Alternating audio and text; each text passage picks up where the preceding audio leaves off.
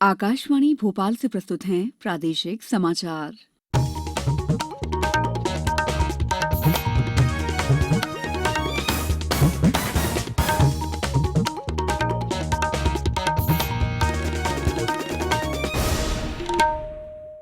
नमस्कार, समाचारों के साथ मैं दीपा सिंह। पहले मुख्य समाचार। मिलावटखोरी को संज्ञेय अपराध माना जाएगा, कहा मुख्यमंत्री ने। राज्य सरकार के 40,000 रुपए तक का वेतन पाने वाले कर्मचारियों को त्योहार अग्रिम मिलेगा। केंद्रीय मंत्रिमंडल के आर्थिक मामलों की बैठक में बताया गया कि अर्थव्यवस्था पटरी पर लौट रही है। समिति ने कई समझौतों को मंजूरी भी दी। और प्रदेश में अब बढ़ने लगी है सर्दी, दिन के तापमान में भी आई गिरावट। अब समाचार विस्तार से। मुख्यमंत्री शिवराज सिंह चौहान ने कहा है कि प्रदेश में हर प्रकार की मिलावटी सामग्री के निर्माण और विक्रय की रोकथाम के लिए सघन अभियान चलाया जाएगा। साथ ही मिलावटखोरी को संज्ञेय अपराध बनाया जाएगा। मौजूदा कानून में आवश्यक संशोधन भी किया जाएगा। मुख्यमंत्री मंत्रालय में खाद्य सुरक्षा एवं मानक अधिनियम 2006 विनियम 2011 के अंतर्गत प्रदेश में की जा रही कार्रवाई की समीक्षा कर रहे थे। बैठक में विभिन्न विभागों के वरिष्ठ अधिकारी मौजूद थे। बैठक में मुख्यमंत्री ने कहा कि प्रदेश में दूध और दूध से बनी सामग्रियों, मिठाइयों, अन्य खाद्य सामग्रियों के निरंतर नमूने लेकर जांच और कार्रवाई की जाए। उन्होंने त्योहारों के अवसरों पर सघन कार्रवाई चलाने के निर्देश दिए। मुख्यमंत्री ने कहा कि जनता के स्वास्थ्य के साथ खिलवाड़ बिल्कुल भी बर्दाश्त नहीं किया जाएगा। राज्य सरकार ने अपने कर्मचारियों को त्योहार के मौके पर विशेष राहत देते हुए 40,000 रुपए या इससे कम वेतन पाने वाले शासकीय सेवकों को माह नवंबर से 31 मार्च 2021 के बीच 10,000 रुपए का त्योहार अग्रिम देने का निर्णय लिया है। इसके लिए राज्य सरकार विशेष त्योहार अग्रिम योजना लागू करने जा रही है।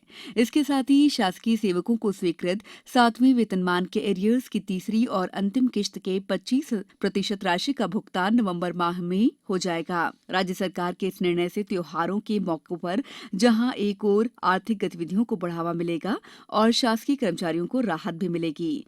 राज्य सरकार ने इस संबंध में कल आदेश जारी कर दिए हैं।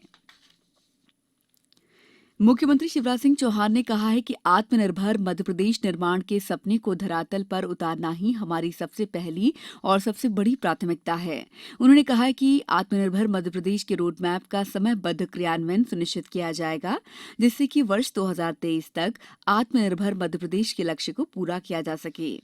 श्री चौहान ने सभी विभागों से इन लक्ष्यों को समय सीमा में प्राप्त करने की दिशा में तत्काल कार्रवाई के निर्देश दिए हैं। मुख्यमंत्री कल मंत्रालय में आत्मनिर्भर मध्यप्रदेश के रोड मैप के क्रियान्वयन के संबंध में वीडियो कॉन्फ्रेंसिंग के माध्यम से विभाग प्रमुखों से चर्चा कर रहे थे। उन्होंने कहा कि आत्मनिर्भर मध्यप्रदेश के रोड मैप के क्रियान्वयन की उच्च स्तरीय समीक्षा के लिए मुख्य सचिव की अध्यक्षता में समिति का गठन किया जाएगा। प्रधानमंत्री नरेंद्र मोदी आज शाम वैश्विक निवेशक गोलमेज सम्मेलन की वीडियो कॉन्फ्रेंस के माध्यम से अध्यक्षता करेंगे। सम्मेलन का आयोजन वित्त मंत्रालय और राष्ट्रीय निवेश और आधारभूत अवसंरचना कोष ने किया है। ये वैश्विक संस्थागत निवेशकों, भारतीय व्यापार प्रमुखों, भारत सरकार तथा वित्त बाजार संचालकों के बीच विशिष्ट संवाद का मंच है। केंद्रीय वित्त मंत्री, वित्त राज्य मंत्री, भारतीय रिजर्व बैंक के गवर्नर इस सम्मेलन में भाग लेंगे।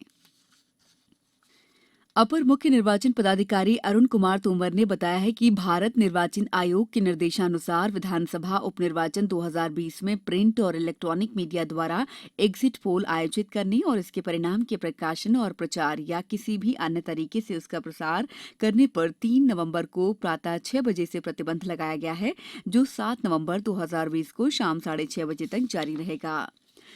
समाचारों में वक्त है ब्रेक का। कोविड-19 से बचाव और सुरक्षित रहने के 3 उपाय। मास्क लगाएं, 2 गज दूरी है जरूरी, सुरक्षित दूरी रखें, हाथ और मुंह साफ रखें। ब्रेक के बाद समाचारों में आपका एक बार फिर स्वागत है। केंद्रीय मंत्रिमंडल की आर्थिक मामलों की समिति ने सतलज नदी पर पनबिजली परियोजना भारत और इजरायल के बीच में चिकित्सा के क्षेत्र में किए गए समझौतों को अपनी मंजूरी दे दी है। मंत्रिमंडलीय समिति की बैठक की जानकारी देते हुए केंद्रीय सूचना एवं प्रसारण मंत्री प्रकाश जावड़ेकर ने बताया है कि मंत्रिमंडल ने अपेक्षा के मुकाबले कहीं तेज रफ्तार से पटरी पर आ रही देश की अर्थव्यवस्था पर भी चर्चा की। ऐसे कई संकेत मिले हैं जो बहुत अनुकूल हैं। इस साल अक्टूबर में जीएसटी संग्रह पिछले साल की अवधि की तुलना में अधिक रहा है।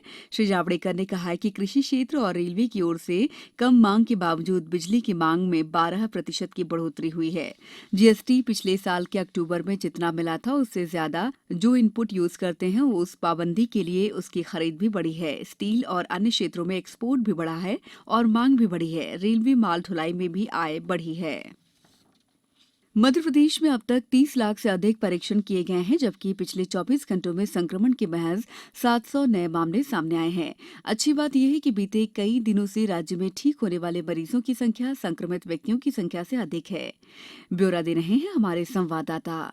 मध्य प्रदेश में कल भी 26,191 नमूनों का परीक्षण किया गया। राज्य में पॉजिटिविटी दर घटकर लगभग 2.6% रह गई है। पॉजिटिविटी दर से आशय प्रति 100 नमूनों में पॉजिटिव मिलने वाले लोगों की संख्या से है। वहीं दूसरी ओर राज्य में मरने वालों की संख्या 2,987 हो गई है। हालांकि 46 जिलों में कल 20 से कम नए संक्रमित मामले मिले हैं, जबकि 40 से अधिक जिलों में किसी भी नई मौत की सूचना नहीं है। मध्य प्रदेश में हफ्ते भर से ज़्यादा समय से कोविड-19 से ठीक होने वाले लोगों की संख्या नए संक्रमित मामलों से ज़्यादा बनी हुई है। कल भी 884 लोगों ने संक्रमण को मात दी। इसके फलस्वरूप राज्य में अब तक 1,63,000 से अधिक लोग स्वस्थ हो चुके हैं। उधर सबसे ज़्यादा 179 मामले कल भोपाल में सामने आए हैं। इसके बाद इंदौर में 52 और ग्वालियर में कोविड-19 संक्रमण के 48 नए मामले मिले हैं। संजीव शर्मा, आकाशवाणी समाचार, भोपाल।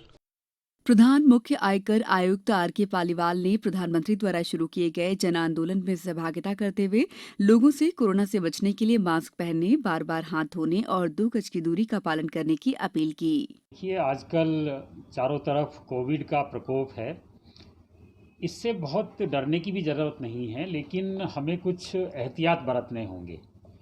और इसमें सबसे अच्छी एहतियात ये है कि मास्क लगा के रखें और मास्क को भी ठीक से लगाएं, जिससे कि नाक और मुंह दोनों ढके रहें। आमतौर पे देखा गया है कि जब हम बोलते हैं तो बोलते समय मास्क हटा लेते हैं। ये ज़्यादा गलत है। जब हम बोलते हैं उस समय मास्क की हमको ज़्यादा ज़रूरत है। साथ में 2 गज की दूरी, जिसको सोशल डिस्टेंसिंग भी बोलते हैं, ये 2 सावधानियां अगर आप लेंगे और जहाँ भी किसी चीज़ को भी छुएं उसके बाद साबुन से हाथ धो लें। साबुन नहीं है तो सैनिटाइज़र जेब में रखें और थोड़ा सा सैनिटाइज़र डाल के उससे हाथ साफ कर लें। तो ये 3 सबसे बड़ी सावधानियां हैं कोविड से बचने के लिए। प्रदेश में सर्दी ने दस्तक दे दी है। रात के बाद अब दिन के पारे में भी गिरावट आने से सर्दी का असर बढ़ने लगा है। रात से सुबह तक सर्दी की अधिकता बढ़ती जा रही है, जिसका असर अभी से दिनचर्या पर दिखाई देने लगा है। मौसम विभाग के मुताबिक उत्तर भारत में बर्फबारी शुरू हो चुकी है और इसके असर से ग्वालियर चंबल संभाग समेत पूरे प्रदेश में देखने को मिल रहा है। मौसम विभाग ने संभावना जताई है कि आगामी 1 सप्ताह में ठंड का असर और तेज हो जाएगा। अब कुछ समाचार संक्षेप में।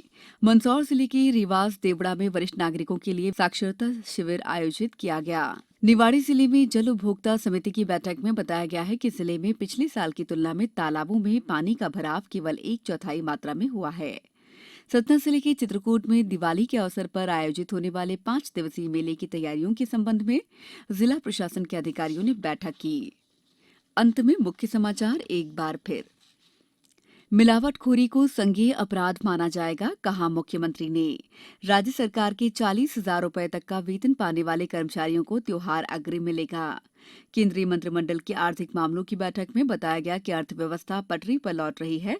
समिति ने कई समझौतों को मंजूरी भी दी और प्रदेश में अब बढ़ने लगी है सर्दी। दिन के तापमान में भी आई गिरावट। बुलेटिन के अंत में आप सभी से एक अपील, मास्क और 2 गज की दूरी, हाथ धोना भी है जरूरी। नमस्कार।